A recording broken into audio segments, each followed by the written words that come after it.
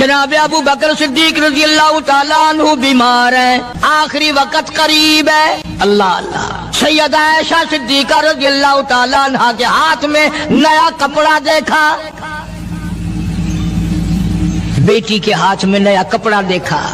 صدیق اکبر رضی اللہ تعالیٰ عنہ نے فرمایا بیٹی یہ کپڑا کیسا ہے؟ عرض کی ابا جان کفن کے ارادے سے منگوا لیا ہے، نہ جانے کس وقت ضرورت پڑ جائے گی، مجھے خطرہ ہے، اندیشہ ہے، آپ کا آخری وقت ہے، میں نے کفن کے لیے کپڑا منگا لیا ہے۔ اللہ اکبر، ناراض ہوئے، فرمایا عائشہ وعدہ کرو مجھ پر نیا کفن نہیں ڈالو گی۔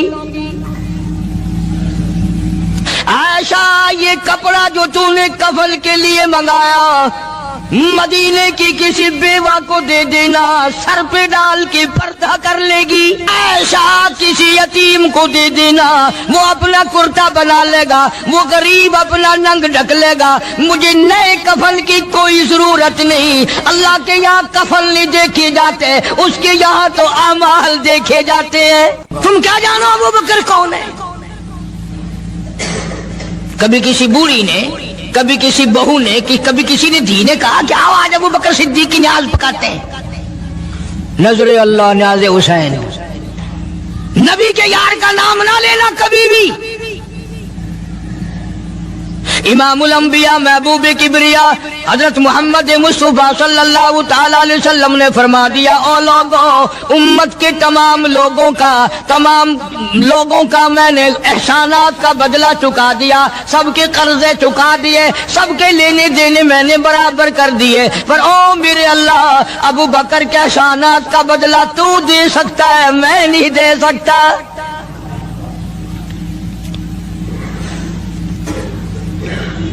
سارا گھرانہ بڑا عجیب ہے، گھر کا گھر بڑا عجیب ہے۔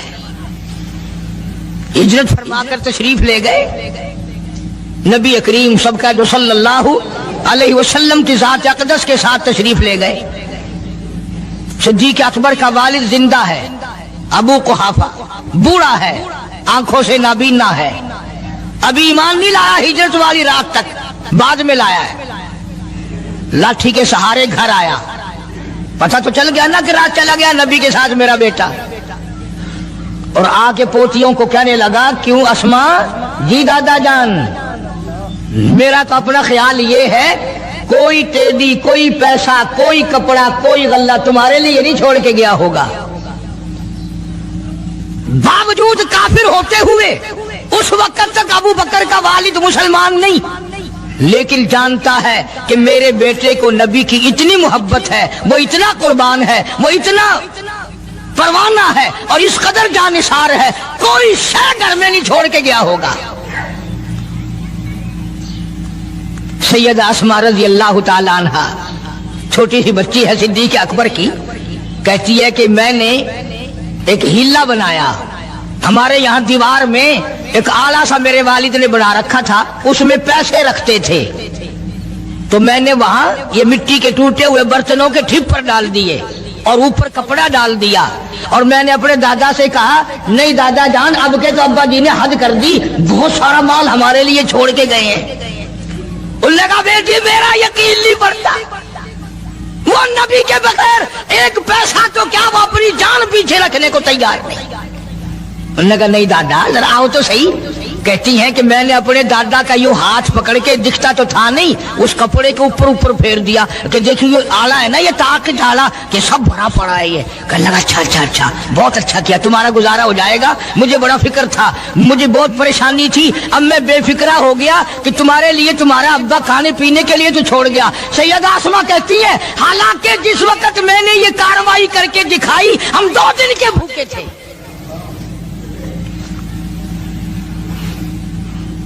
ہزاروں روپیہ جتنا بھی مال تھا گھر میں، جب نبی کے ساتھ گئے سارا پلے باندھ کے لے گئے، نہ جانے کہاں کام آئے گا۔ یہ وہ سیدہ اسماء رضی اللہ تعالیٰ عنہ جس کا حال یہ ہے سارا دن کھجوروں کی گٹھلیاں اکٹھی کرتی ہے، شامن کو ہامن دستے میں کوٹ کر شام کو پانی میں گھول کر پی جاتی ہے، ساری رات مصلی پہ کھڑی ہو کے قرآن پڑھتی ہے۔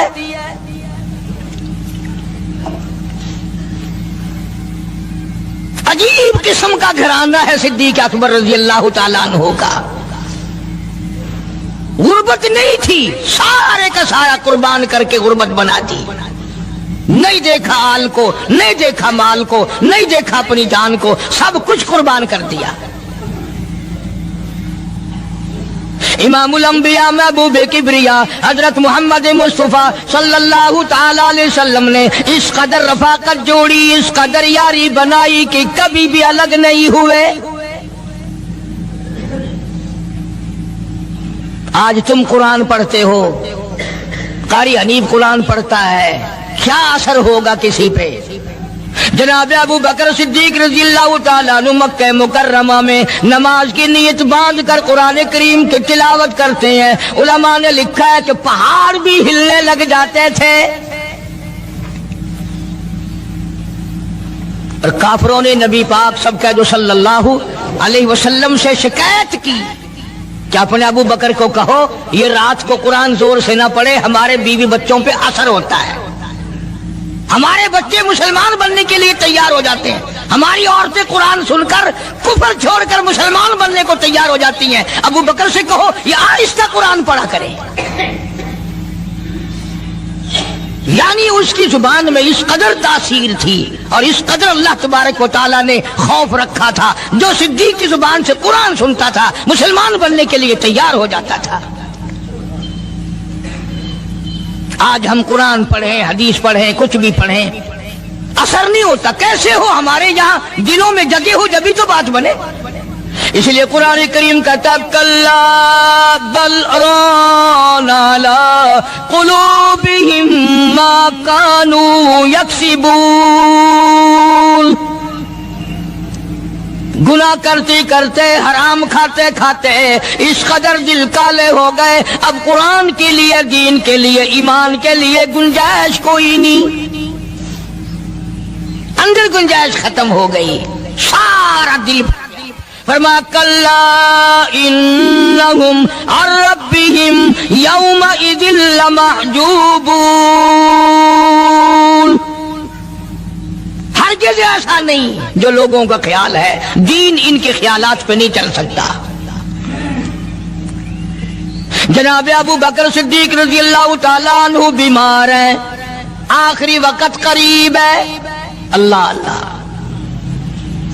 سیدہ عائشہ صدیقہ رضی اللہ تعالیٰ عنہ کے ہاتھ میں نیا کپڑا دیکھا، بیٹی کے ہاتھ میں نیا کپڑا دیکھا، صدیق اکبر رضی اللہ تعالیٰ عنہ نے فرمایا بیٹی یہ کپڑا کیسا ہے؟ عرض کی ابا جان کفن کے ارادے سے منگوا لیا ہے، نہ جانے کس وقت ضرورت پڑ جائے گی، مجھے خطرہ ہے، اندیشہ ہے، آپ کا آخری وقت ہے، میں نے کفن کے لیے کپڑا منگا لیا ہے۔ اللہ اکبر۔ ناراض ہوئے، فرمایا عائشہ وعدہ کرو مجھ پر نیا کفن نہیں ڈالو گی۔ عائشہ یہ کپڑا جو تو نے کفن کے لیے منگایا مدینے کی کسی بیوہ کو دے دینا، سر پہ ڈال کے پردہ کر لے گی۔ عائشہ کسی یتیم کو دے دینا، وہ اپنا کرتا بنا لے گا، وہ غریب اپنا ننگ ڈھک لے گا، مجھے نئے کفن کی کوئی ضرورت نہیں۔ اللہ کے یہاں کفن نہیں دیکھے جاتے، اس کے یہاں تو اعمال دیکھے جاتے ہیں۔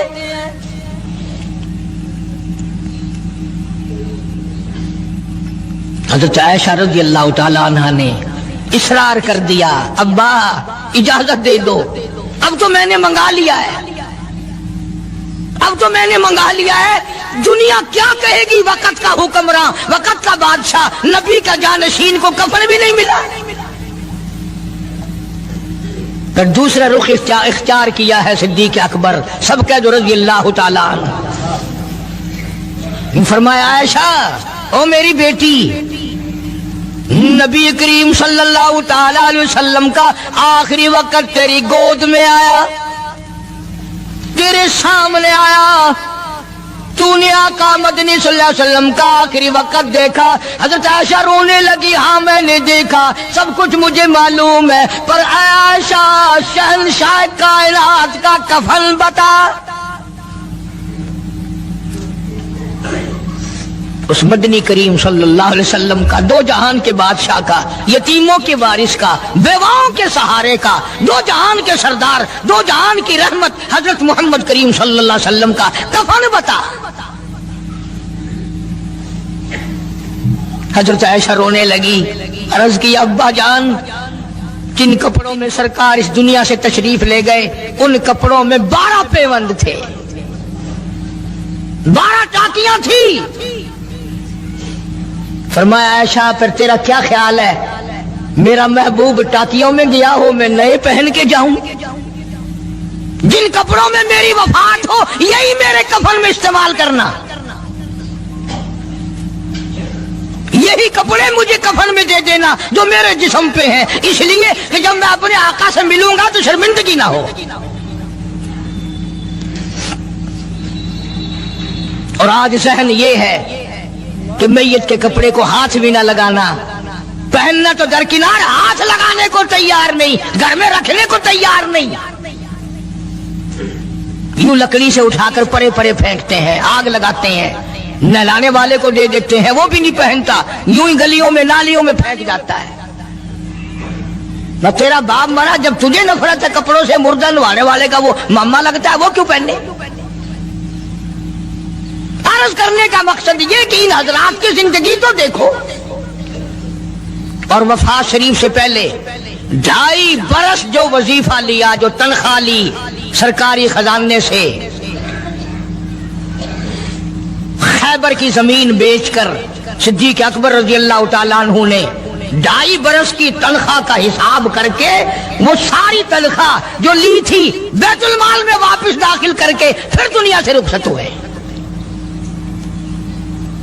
جو تنخواہ لی تھی 2-2.5 سال میں وہ ساری کی ساری واپس کر دی جناب ابو بکر صدیق رضی اللہ تعالیٰ عنہ نے، کہ میں مسلمانوں کا پیسہ کھا کے نہیں مرنا چاہتا، چاہے تنخواہ کے طور پر تھا، کل قیامت میں میرے لیے رکاوٹ نہ بن جائے۔ آج مجھے اور آپ کو تو یہ تلاش بھی نہیں کہ اپنا حلال کے پیسوں سے کفن تو بنا کے رکھ لے۔ ایئر کنڈیشن کا ہر وقت ذکر ہے، گھر میں ہونا چاہیے، فریج ہونا چاہیے، پکھے ہونے چاہیے، یہ ہونا چاہیے، کار ہونی چاہیے، موٹر ہونی چاہیے، یہ ہونا چاہیے، اور کبھی گھر میں یہ ذکر بھی ہوا کہ حلال کا کفن بھی ہونا چاہیے۔ وہ کدھر سے آئے گا؟ اس کے لیے کون انتظام کرے گا؟ کون ہم نے گھر میں پیدا کر رکھا ہے جو اس وقت یہ بات دیکھ کر کفن لائے گا؟ اس لیے قرآن کریم نے اعلان کر دیا، لوگوں اپنا سب کچھ پاک صاف بن کے دنیا سے جاؤ، اپنا بدن بھی پاک ہو، عمل بھی پاک ہو، پیٹ بھی پاک ہو، کفن بھی پاک ہو۔ ان ساری میں وہ بات کرتا ہوں جس سے نہ دیوبندی بچے، نہ بریلوی بچے، نہ شیعہ بچے، نہ سنی بچے۔ موت کا جھٹکا تو سب کو لگنا ہے نا، اور ایسا لگتا ہے لاکھوں برس تک منہ کڑوا رہتا ہے۔ جناب صدیق اکبر رضی اللہ تعالیٰ عنہ نے وہ تنخواہ جو لی تھی ساری زندگی میں وہ بھی بیت المال میں واپس کر دی، اور تمام کے تمام لوگوں کے حقوق تک چکا دیے۔ باقی جو بات رہی وہ سیدھی کمتر مرحوم کہتا ہے، ادا صدیق دا اسلام تے قرضہ بقایا ہے، اجا صدیق دا اسلام تے قرضہ بقایا ہے، جتا جس دے ہاتھوں اس آخری زمین دسایا ہے، وصولی دا نہ چنتا نہ لکھوایا صحابہ نے۔ مدنی کریم صلی اللہ تعالی علیہ وسلم کے جانثار، نبی کا یار، نبی کا وفادار، ہر وقت کا ساتھی اسی غم میں رہتا ہے، اور وصیت کی کہ مجھے غسل دینا، میرے انہی کپڑوں میں دفن کرنا، اور فرمایا میرا جنازہ اٹھا کر حجرے مبارک کے سامنے لے جانا، حجرہ عائشہ کے سامنے لے جانا، توجہ کرنا، نیند نہ کرو۔ اور یوں فرمایا نبی پاک صلی اللہ علیہ وسلم کی جہاں قبر شریف ہے، حضور کا حجرہ ہے، روضہ ہے، دروازے پہ کھڑے ہو کر آواز لگانا، کالی کملی والے صدیق آ گیا ہے۔ فرمایا اگر اجازت ہو تو اندر دفن کرنا، اور اگر اجازت نہ ہو تو جنت البقیع میں لے جانا۔ علماء کہتے ہیں کہ جب میت کو جا کر کے روضہ اقدس صلی اللہ علیہ وسلم کے سامنے رکھا اور آواز لگائی تو دروازہ خود بخود کھل گیا، اور آواز آئی دیر نہ کرو، محبوب کو محبوب سے ملا دو۔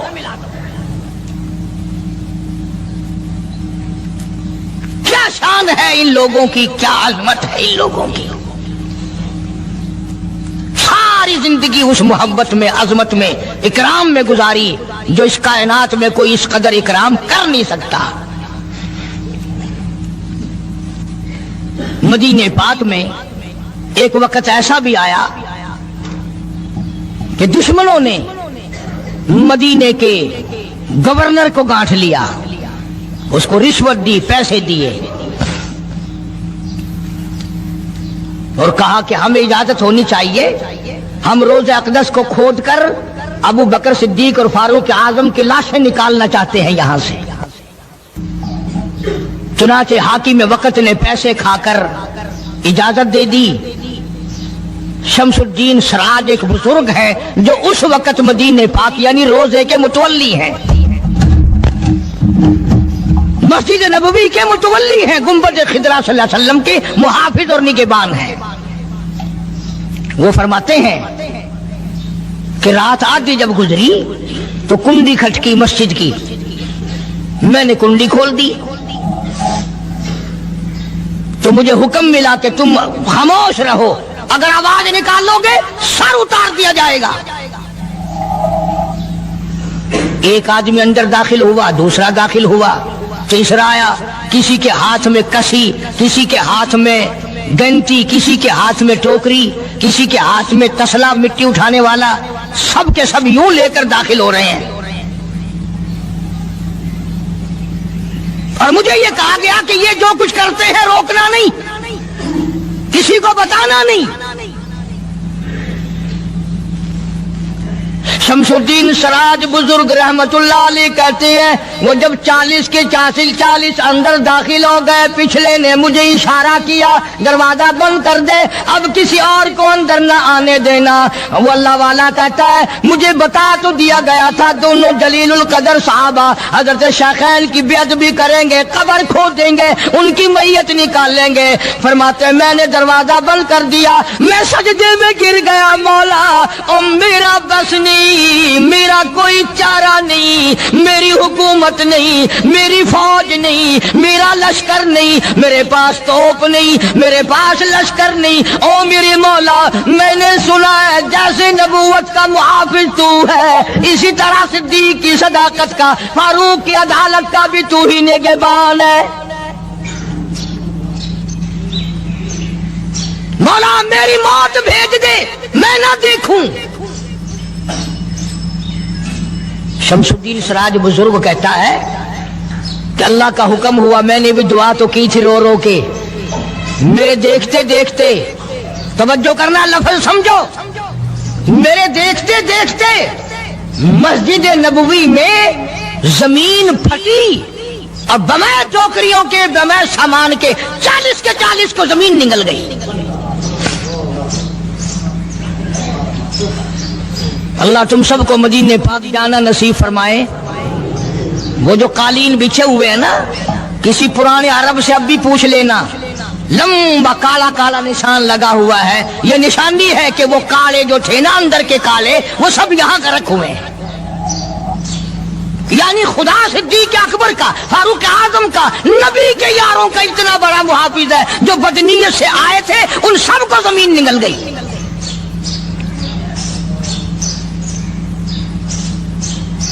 ایک اللہ والا کہتا ہے کہ میں نے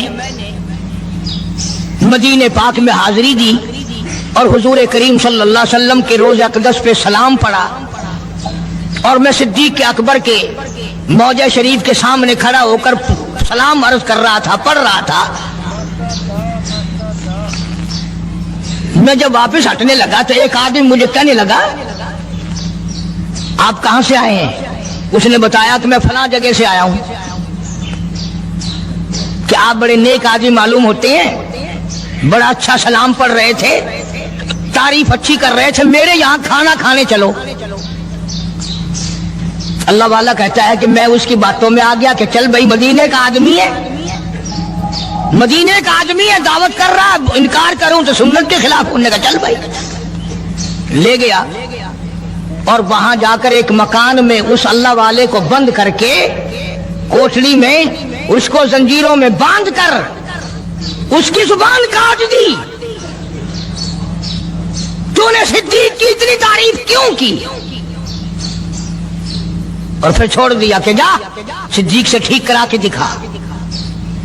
وہ پھر مسجد نبوی میں آیا۔ قرآن کریم میں ان لوگوں کا واقعہ اچھی طرح سے ذکر کیا گیا۔ قوم تھی ایک بڑی سمجھدار، اللہ پاک نے، اور وہ مچھلیاں کھایا کرتے تھے، مچھلیوں کا شکار کر کے کھاتے تھے۔ خداوند عالم نے ان کو آزمایا کہ سارے ہفتے میں تو مچھلی ڈھونڈتی نہ ملے۔ ان کو اعلان کر دیا، خدا نے حکم دیا کہ تم سارے ہفتہ مچھلیاں پکڑو، باقی ہفتے کے دن سنیچر کے دن مچھلی پکڑنا حرام ہے۔ خدا نے حکم دے دیا۔ اب 8 دن تو مچھلیاں ڈھونڈی نہ ملے اور ہفتے والے دن سامنے کودتی پھرے۔ نبی بڑی پریشانی ہوئی، اب کیا کیا جائے؟ اور دنوں میں تو ملتی نہیں، بڑی کم ملتی ہے، اور ہفتے کے دن یوں سامنے پھرے۔ بس ان کے جو آخری ملے ملانے تھے نا، جیسے کارخانوں میں مال بنتا ہے، ملا کے دماغ میں دین بنتا ہے، بیٹھے بیٹھے دین بنا لیتا ہے۔ تو کہنے لگو میاں پکڑنا ہی منع ہے نا؟ کہ ہاں۔ کھانا منع ہے نا؟ کہ ہاں۔ دریا کے برابر میں کھڈا بناؤ، اس میں پانی بھرو اور ان سب کو دھکیل کر ہفتے کے دن اس کھڈے میں لے جاؤ، اتوار کو قابو آ جائے گی۔ پڑھ کر دیکھیں آپ قرآن کریم، 9واں سپارہ ہے، ترجمہ ذکر کر رہا ہوں، گپ نہیں ہے۔ گپ سنانے والے تمہیں اور تھوڑے ہیں، میں بھی گپ سناؤں؟ فرمایا وَاسْأَلْهُمْ عَنِ الْقَرْيَةِ الَّتِي كَانَتْ حَاضِرَةَ الْبَحْرِ إِذْ يَعْدُونَ فِي السَّبْتِ إِذْ تَأْتِيهِمْ حِيتَانُهُمْ۔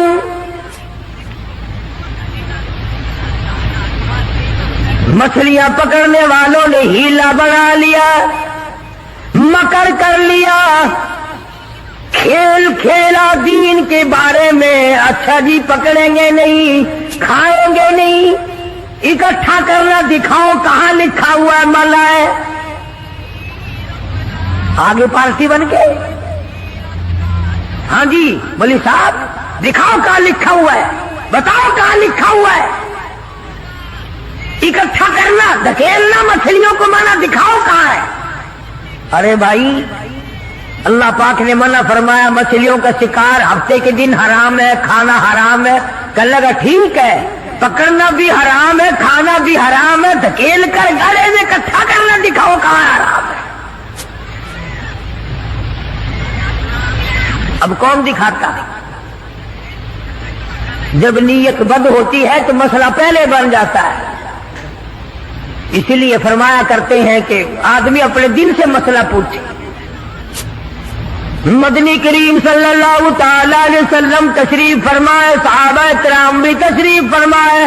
زمان بن سلمہ رضی اللہ تعالی عنہ دیہاتی صحابی ہے، دور و دراز کا باشندہ ہے، اجنبی صحابی ہے، دیہات کے رہنے والا، سواری پہ سوار ہو کر آیا اور آ کے مدنی کریم صلی اللہ علیہ وسلم کے بارے میں پوچھا، ہے لوگوں تم میں شہنشاہ کائنات کون ہے؟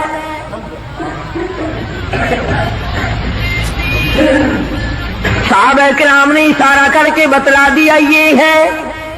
قریب ہوا، عرض کرنے لگا آپ رب ذوالجلال کی قسم کھا کر بتائیں کیا واقعی آپ نبی ہیں؟ آپ نے فرما دیا ہاں۔ اس کے بعد کہنے لگا رب ذوالجلال کی قسم کھا کر بتلاؤ کیا آپ پہ اللہ کی کتاب نازل ہوئی؟ قرآن کریم اترا آپ پر؟ آپ نے فرمایا ہاں۔ ہر بات میں اس نے یہی بات کہی کہ قسم کھا کے بتلاؤ کیا آپ نے 5 نمازوں کا حکم دیا؟ حضور صلی اللہ علیہ وسلم نے فرمایا ہاں۔ پھر قسم کھا کر کے کھلا کر کہنے لگا کیا آپ نے اللہ کی توحید اور اپنی نبوت اور رسالت لا الہ الا اللہ محمد رسول اللہ یہ کلمہ سکھایا ہے، امت کو دیا ہے؟ آپ نے فرمایا ہاں۔ حج کے بارے میں پوچھتا ہے، زکوٰۃ کے بارے میں پوچھتا ہے، رمضان کے روزوں کے بارے میں پوچھتا ہے۔ اور توجہ کرنا، یہ ارکان دین پوچھ کر واپس ہونے لگا اور کہنے لگا واللہ، قسم اللہ کی، لا ازید ولا انقص منہ، میں اس میں نہ کمی کروں گا نہ زیادتی کروں گا، نہ بڑھاؤں گا نہ گھٹاؤں گا، ارکان دین پہ عمل کروں گا، اسلام کی بنیادوں پہ اسلام کی عمارت کھڑی کروں گا، اس کو سنبھال کے رکھوں گا۔ 10 قدم پڑے کو گیا ہے، مدنی کریم صلی اللہ علیہ وسلم نے فرمایا او لوگو، جس نے جنتی آدمی کی زیارت کرنی ہو میں تمہیں دکھاؤں، وہ زمان بن سلبہ تمہارے سامنے جا رہا ہے۔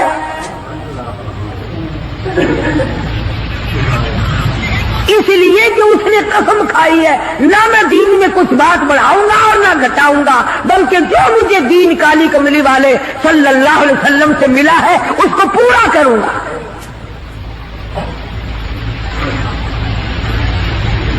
صحابہ کرام نے حضور کی زبان مبارک سے جو سنا اس کو دین بنایا۔ ہمارے یہاں بیٹھے بٹھائے دین بن جاتا ہے، اب بنا لیا نا انہوں نے، تو کہنے لگے جی پکڑنا حرام ہے، ہفتے کے دن مچھلیوں کا کھانا حرام ہے، دکیل کر اکٹھا کرنا گلے میں داخل کر لینا حرام کوئی نہیں، اس میں حرج کیا ہے؟ آج ہمیں بھی لوگ کہتے ہیں حلوے کی پلیٹ سے آپ قرآن پڑھ دیں تو کیا حرج ہے؟ اس میں کیا گناہ ہے؟ اللہ کا کلام تو ہر وقت پڑھنا چاہیے۔ انجان لوگ بیچارے ان پڑھ رسومات میں پھنسا رکھے، کیا ان لوگوں نے ایسا ہی گڑا بنایا، پانی اس میں ڈالا، مچھلیوں کو اکٹھا کیا، اس میں داخل کیا اور اتوار کے دن پکڑ کے کھائی۔ آواز آئی او لوگوں وَيَمْكُرُونَ وَيَمْكُرُ اللَّهُ وَاللَّهُ خَيْرُ الْمَاكِرِينَ،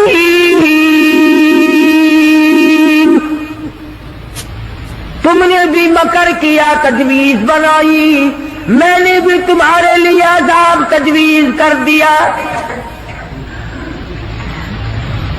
اور قرآن کریم سے پوچھو ایسا کرنے والوں کو کیا ملا؟ پہلا سپارہ ہے، آواز آتی ہے وَلَقَدْ عَلِمْتُمُ الَّذِينَ اعْتَدَوْا مِنْكُمْ فِي السَّبْتِ فَقُلْنَا لَهُمْ كُونُوا قِرَدَةً خَاسِئِينَ۔ شام کو سوئے آدمی تھے، بڑے بڑے خوبصورت جوان تھے، بڑی بڑی حسین عورتیں تھیں، اللہ پاک فرماتے ہیں صبح اٹھے تمام کے تمام بندر ذلیل بن گئے۔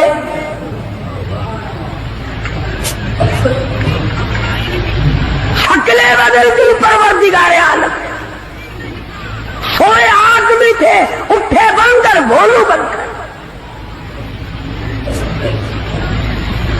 کیوں میرے دین میں مداخلت کی؟ کیوں تم نے میرے دین کے قانون میں ہیرا پھیری کی؟ بڑے بڑے بدلے لو، کوئی قوم شام کو آدمی سوئے، صبح کو اٹھے تو کتوں کی شکل بن گئی۔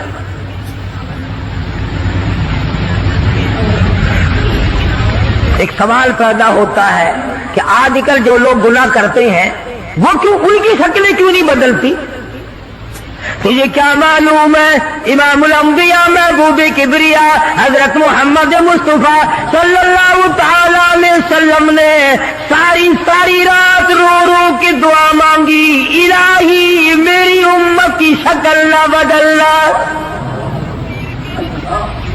خدا کی قسم آج آدمی بنا پھرتا ہے، انسان بنا پھرتا ہے، حسین بنا پھرتا ہے، خوبصورت بنے پھرتے ہو، یہ سارے کا سارا صدقہ کالی کملی والے کا، ورنہ اب تک کتے بندر بن گئے ہوتے۔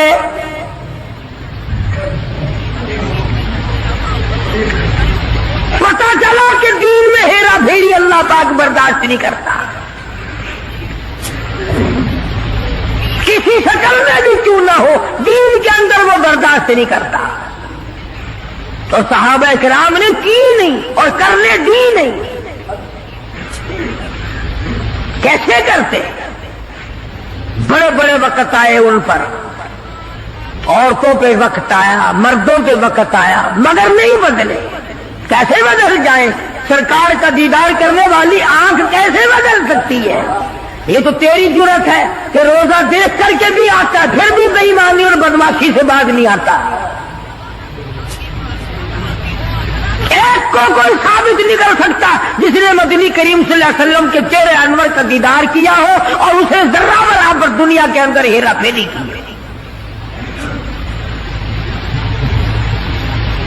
اتنی جرت کون لائے گا؟ اتنی بہادری کہاں سے آئے گی جو ان حضرات میں تھی؟ سیدنا فاروق اعظم رضی اللہ تعالی عنہ جیسا جلیل القدر انسان،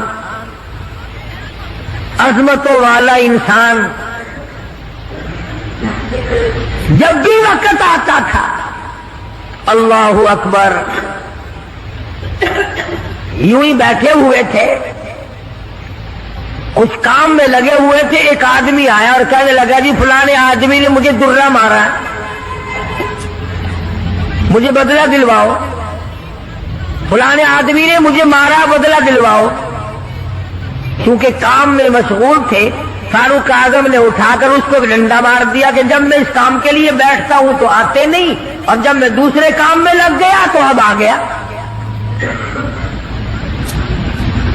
وہ تو ڈنڈا کھا کے چلا گیا، فاروق کے دل کو دھچکا لگا۔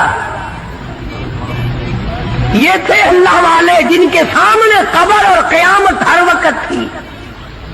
اپنے آپ کو خطاب کر کے فرمانے لگے، عمر و فاروق و خطاب کے بیٹے، تو اونٹوں کو چرایا کرتا تھا، اونٹوں کا چرواہا تھا، آج 22 لاکھ مربع میل کا حکمراں ہے۔ اللہ نے تجھے بادشاہ بنایا، خلیفہ بنایا، امیر بنایا، اب ایک آدمی بدلہ لینے کے لیے آتا ہے تو اسے مارتا ہے، قبر میں کیا بنے گی؟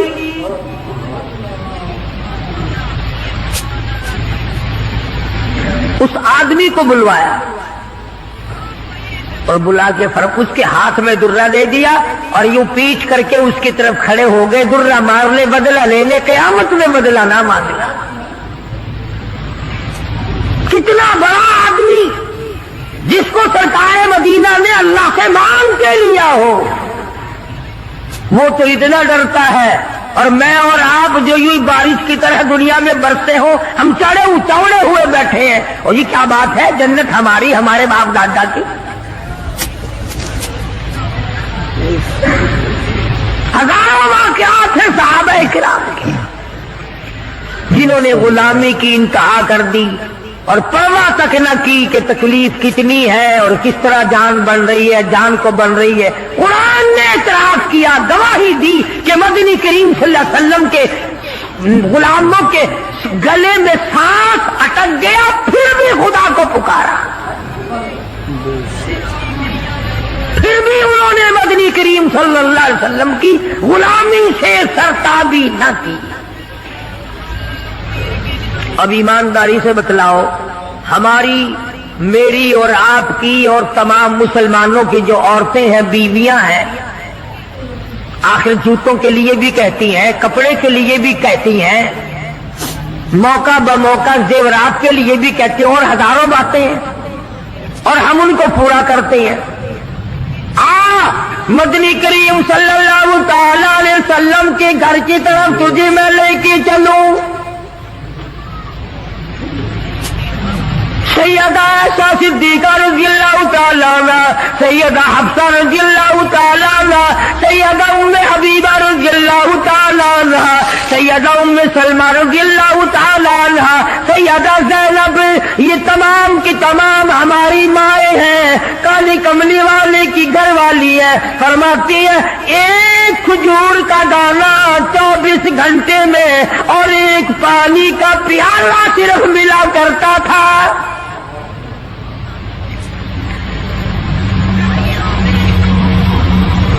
ہماری ماں کا کھانا بھی دیکھو اور پینا بھی دیکھو، گھر والی ہے شہنشاہ کائنات محمد عربی صلی اللہ تعالی علیہ وسلم کی۔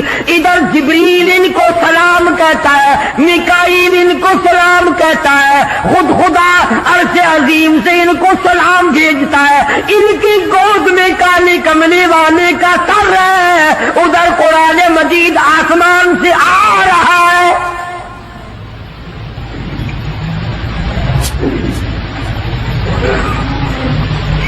اور خوراک کا یہ عالم ہے، پانی بھی پیٹ بھر کے نہیں، یہودی کے قبضے میں ہے میٹھے کنویں کا پانی، مول ملتا ہے۔ 24 گھنٹے میں ایک کھجور کا دانہ۔ نبی کی گھر والیوں کی خوراک دیکھو، کیا ہو گیا اگر انہوں نے ساریوں نے اکٹھے ہو کر، اور یہ اس زمانے کی بات ہے جب اچھی خاصی فتوحات ہو گئی تھی، مسلمانوں کے پاس اچھا خاصا مال تھا۔ اللہ اکبر، ہماری ماں نے اکٹھا ہو کر اور مدنی کریم صلی اللہ علیہ وسلم کے سامنے یہ بات رکھ دی کہ اب تو مدینے والوں کے حالات بدل گئے، اب تو مسلمانوں کے حالات بدل گئے۔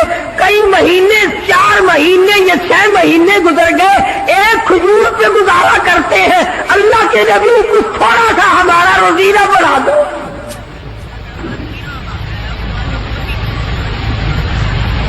کچھ پانی بڑھا دو، کچھ کھانا بڑھا دو۔ اندازہ لگائیں آپ، بس اللہ کے نبی کو اس پر جلال آیا، اور نبی کو جلال آیا تو خدا کو پہلے جلال آ گیا۔ زیور کا مطالبہ نہیں، آرائش کا مطالبہ نہیں، کوٹھی بنگلے کا مطالبہ نہیں، لمبے چوڑے کپڑے کا پروگرام نہیں، شادی والے کپڑوں کا پروگرام نہیں، جوتوں کا پروگرام نہیں، مطالبہ نہیں، کچھ نہیں۔ اتنی سی بات عرض کی ہے، کالے کملی والے ایک کھجور کھا کر رات دن بھوک لگتی ہے۔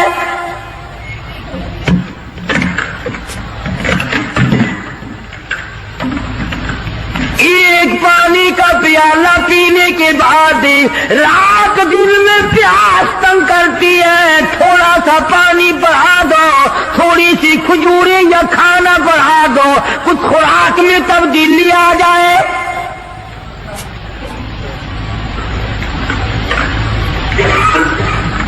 آواز آئی، اے عائشہ، اے حفصہ، اے ام سلمہ، اے ام حبیبہ، اے زینب، اے جواریہ، اے صفیہ، میں تمام کے تمام کو تمہیں کہتا ہوں، احد پہاڑ سونے کا بنا کر تمہارے حوالے کر دوں گا، تمام پہاڑ کا پہاڑ سونے کا تمہارے ساتھ ساتھ پھرا کرے گا۔ دولت مند بن جانا، بڑی بڑی بلڈنگیں بنانا، عمارت بنانا، کوٹھی بنگلے بنا لینا، ہزاروں کھانے ایک وقت میں کھایا کرنا، پر یاد رکھو تمہیں میرے محبوب کی جھولی نہیں ملے گی۔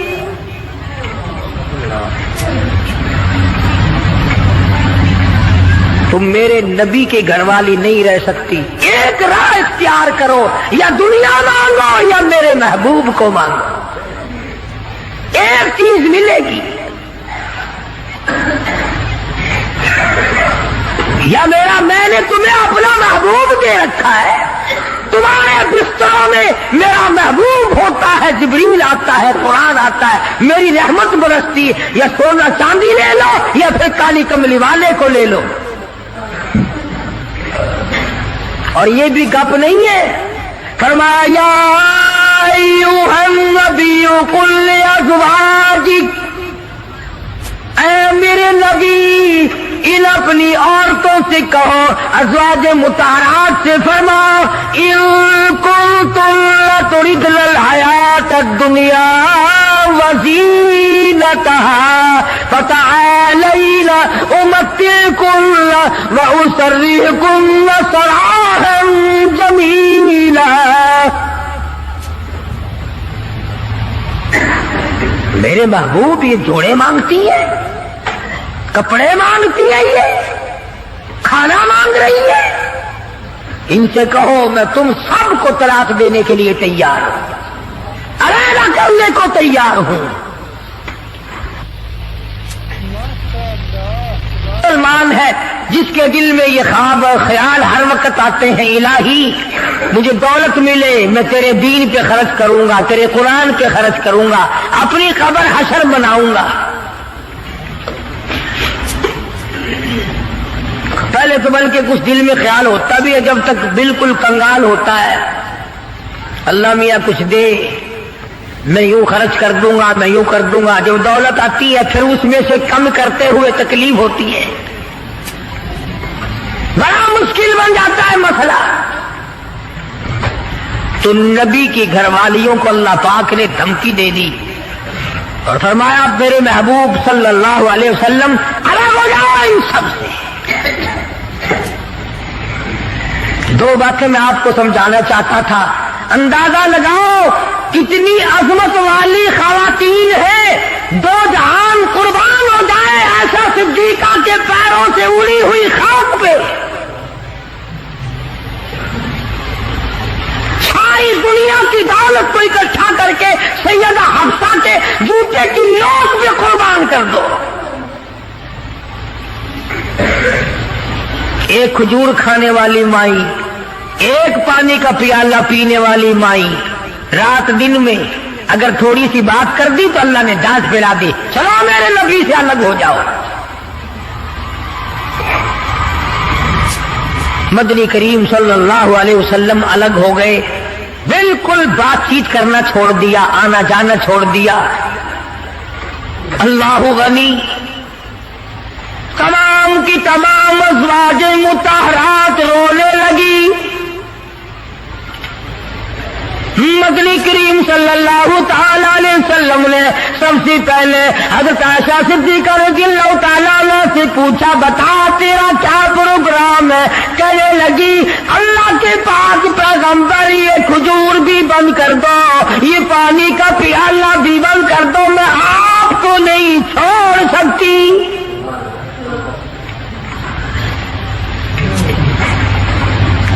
ساری ازواج مطہرات نے یہی جواب دیا۔ ان کے یہاں دنیا پرستی تھی نہیں، اور یوں لکھا ہے کہ ازواج مطہرات کے یعنی عام بولی میں سمجھو ہمارے نبی کے جو گھر تھے، چھت اتنی اونچی تھی کہ کھڑا ہو کر آدمی ہاتھ لگا لے، کھجور کی پنچھے کھجور کی چھڑیں پڑی ہوئی تھی، ٹپکتے تھے حضور صلی اللہ علیہ وسلم کے حجرے۔ سیدہ حفصہ فرماتی ہے رضی اللہ تعالی عنہ کہ ٹاٹ کا بنا ہوا ایک بسترا تھا، ہم سردی میں اس کو آدھا نیچے بچھا لیتے، آدھا اوپر اوڑھ لیتے، اور گرمی میں اسی کی طے کر کے بچھا لیا کرتے تھے۔ بس یہی تھا سردی کا، گرمی کا۔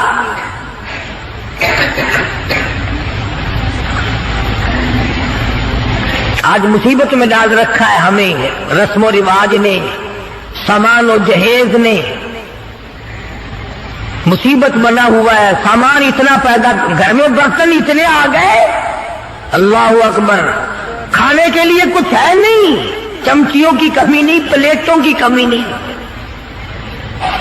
स्टील की प्लेटों की अलग लाइन लगी हुई है, ताम चीनी की प्लेटों की अलग लाइन लगी हुई है, शीशे की प्लेटों की अलग लाइन लगी, बस उनको देख लो और अल्हम्दुलिल्लाह पढ़ो, पेट भर जाएगा।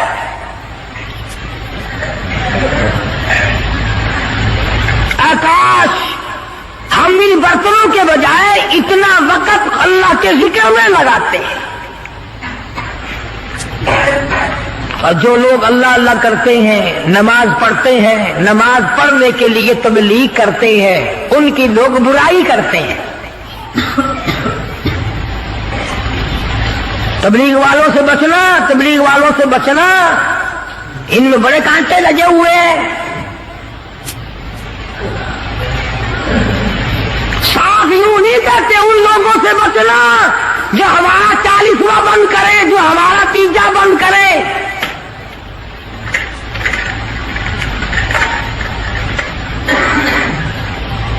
मैं ये कहता हूं कि अगर किसी ने किसी को प्यासे को पानी पिला दिया उसको सवाब मिलेगा, और अगर किसी बगैर कलमे वाले को किसी ने कलमा याद करा दिया और वो कलमा पढ़ता हुआ याद करने वाला मर गया, इसकी सारी उम्र की मेहनत कामयाब नहीं हो गई,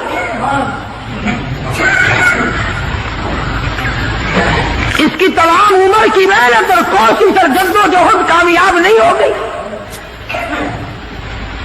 तकलीफ हो रही है हर तरफ। इनके साथ वक्त ना लगाओ, इनके साथ ना जाओ, ये अमेरिका की जमात है, अमेरिका से इनको रुपया आता है।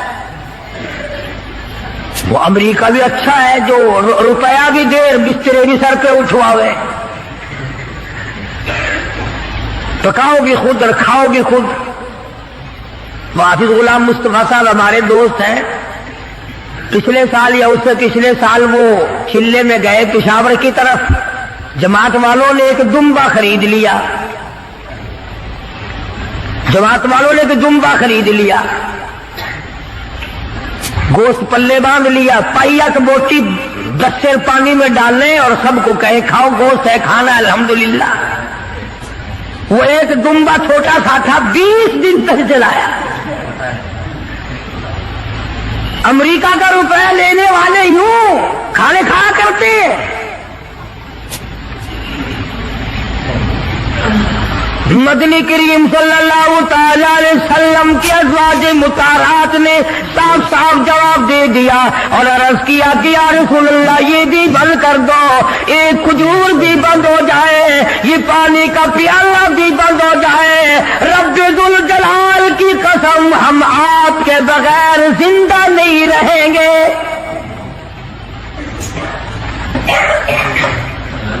कितना उलझ था, किस कदर मोहब्बत थी अज़वाज मुताहरात के दिल में। अस्सलाम वालेकुम दोस्तों, उम्मीद करता हूँ आप लोगों ने इस बयान को ज़रूर सुना होगा। अल्लाह ताला हमें इस बयान पर अमल करने की तौफीक नसीब फरमाए। अच्छा लगे तो अपने दोस्तों और रिश्तेदारों को शेयर ज़रूर करें और मिलते हैं नेक्स्ट बयान में। अल्लाह हाफिज़।